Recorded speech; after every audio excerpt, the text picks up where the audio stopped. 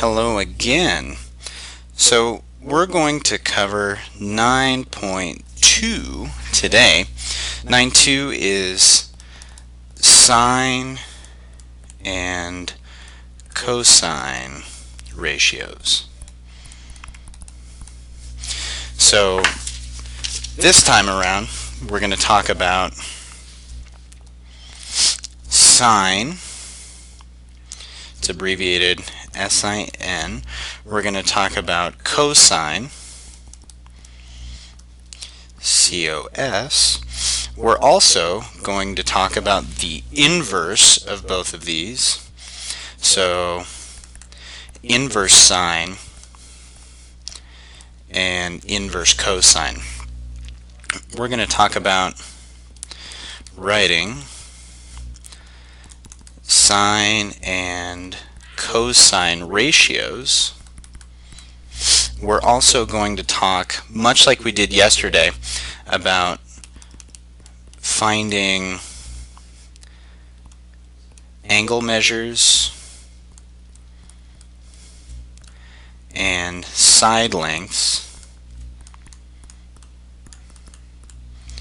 using, using sine and cosine. That's kind of the plan for today.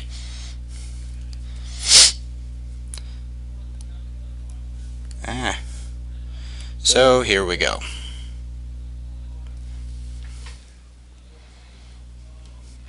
So we're going to start off with sine and cosine. So if we are looking at a right triangle and it's just ABC, and if we're going to talk about angle A for a little bit, this is going to be opposite A, and this is going to be adjacent to A. And so sine of A is going to be the opposite over the hypotenuse, and AB is the hypotenuse here.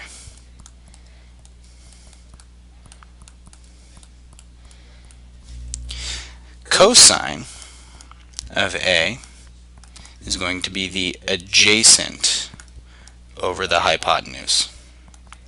So again, with this one, if you have two of the items, you can find the angle and the other side. If you have an angle and a side, or an angle and a leg, or an angle and the hypotenuse, any of the sides really, you can find everything else.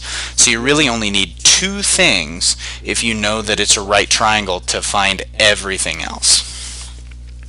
For starters, we're going to get some practice writing sine and cosine ratios.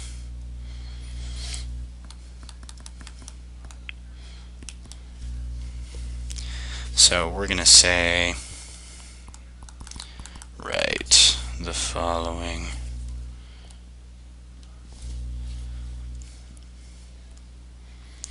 for triangle DEA, and if I tell you that's a right triangle, this has legs of 8 and 15 and a hypotenuse of 17.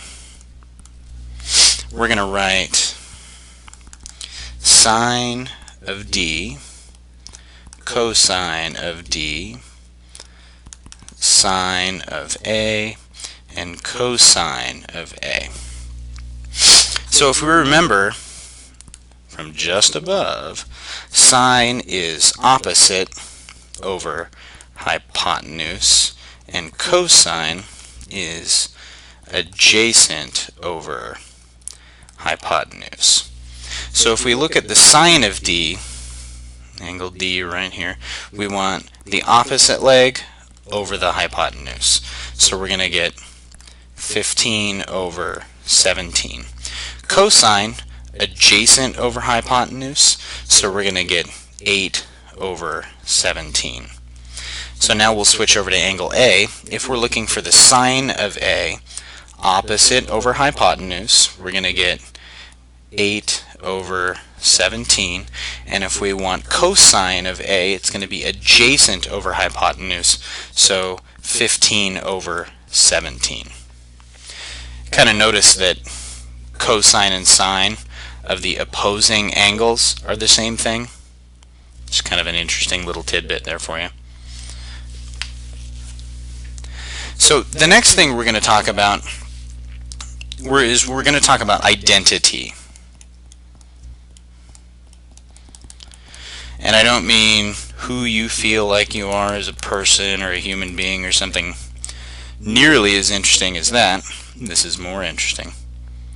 Identity is something in math that's always true.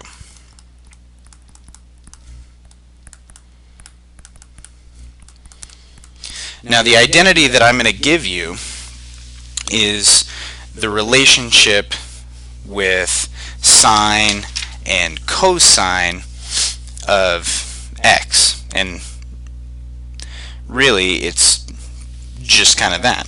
So we can say that for any angle of x degrees, the sine of x equals the cosine of the quantity 90 minus x. So x degrees, or the sine of x degrees, equals the cosine of 90 minus x degrees. That's always the case. Again, another little tidbit for you. So now, just like we were talking about with tangent yesterday, you can use sine and cosine to find different bits and pieces of the same right triangles. So we'll do an example here.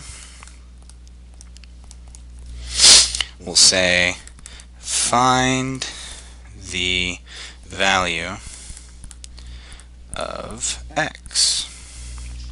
And I'm going to give you this triangle here. And we're going to say that that's x. This angle here is 41 degrees, and the hypotenuse has a value of 11. So if we look at this, we've got an adjacent and a hypotenuse. So we know we're going to use cosine. So now, just like yesterday, we're going to set this up. We're going to say that the cosine of 41 degrees is the adjacent over the hypotenuse. So in this case, x over 11. If we multiply both sides by 11 to get that x by itself, what we'll end up with is 11 times the cosine of 41 degrees, and that's going to give us x. Now if you plug that into your calculator, you're going to get x about equal to 8.3, and we're done. So that's using cosine to find a missing side, but also yesterday when we were working with tangent, we used inverse tangent to find an angle measure given two sides. So in our last example, we're going to use inverse sine and inverse cosine.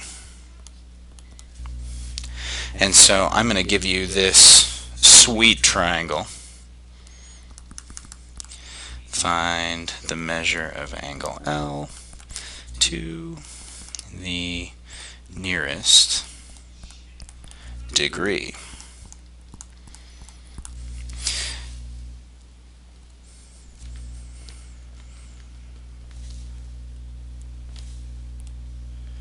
Sweet triangle, huh? L, F, O. And LF is going to have a value of 2.5.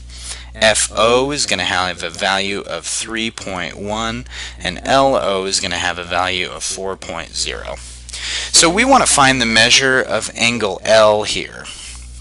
Now we have a lot of options here. We have two legs, so we could use tangent, but we're working with sine and cosine today, so we're going to use one of those. But since we have all three side lengths, we've got the lengths of both legs and the hypotenuse, we have two options. We can use sine or we can use cosine. And I'm going to go through how to use both. So sine is going to be opposite over adjacent. So we're going to look at the sine of L equals the opposite, or 3.1, over the hypotenuse, which is 4. So now when we plug this into our calculator, we need to use the inverse of sine to get the L by itself. So we'll say that the measure of angle L equals the inverse sine of 3.1 over 4. And when we plug that into our calculator, we get the measure of angle L being about 51 degrees. In fact, if you plug this in, you're going to get something like 50.805. So we can use cosine as well. Cosine, remember, we're going to use the adjacent over the hypotenuse. So we're going to use LF over LO. So we can say the cosine of L is, oh goodness, 2.5 over 4. And we're just going to plug that junk into our calculator as well. But we'll use inverse cosine, because again we want to get the L by itself. So the inverse cosine of 2.5 over 4 is going to equal the measure of angle L. We'll plug that junk into our calculator. It'll spit something out to the tune of 51.317. We're rounding to the nearest degree, and so we're going to get the measure of angle L about equal to 51 degrees. So both of these methods are going to get us pretty close to the same answer. And that is going to close out what we're doing today. So today we talked about sine, we talked about cosine, we talked about inverse sine, we talked about inverse cosine, we talked about identity too.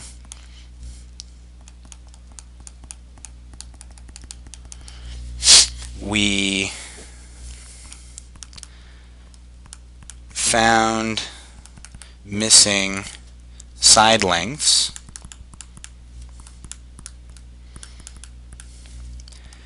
Using, we used cosine,